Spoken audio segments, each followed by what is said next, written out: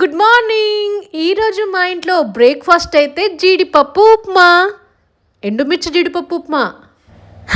జీడిపప్పు ఉప్మా అయితే విన్నాం కానీ ఎండుమిర్చి జీడిపప్పు ఉప్మా ఏంది అంటారా? ఇంట్లో పచ్చిమిర్చి లేవు, ఎండుమిర్చి లేచిన అప్పుడేమవుతుంది, ఎండుమిర్చి జీడిపప్పు ఉప్మానే అవుతుంది కదా. అన్ని ఉప్మాలో కావాల్సినవి కట్ చేసి పెట్టుకున్నాను. క్యారెట్ మాత్రం వేయలేదు. అంతలోనే మా వారైతే హడావిడైతే చేసిండ్రు. అయిందా నేను పోవాలి, నాకు టైం అవుతున్నది అనేసి.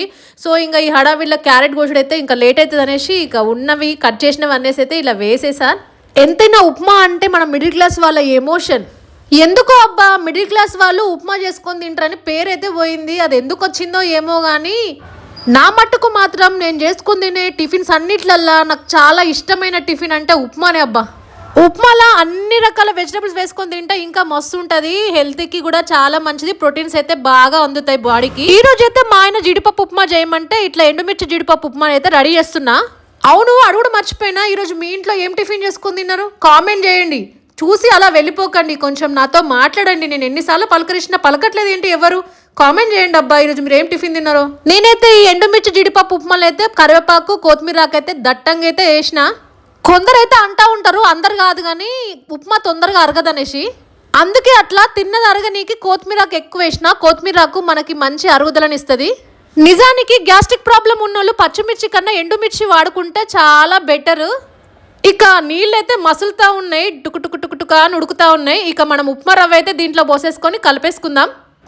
నేను నైట్ పడుకున్నాక ప్రొద్దున టిఫిన్ ఏం చేయాలి, మధ్యాహ్నం లంచ్ ఏం ప్రిపేర్ చేయాలి, మళ్ళీ నైట్ టిఫిన్ ఏం చేయాలి, ఏం నానబెట్టాలి, ఏం గ్రైండర్ పట్టాలి, ఇట్లనే ఆలోచించుకుంటా పడుకుంటా.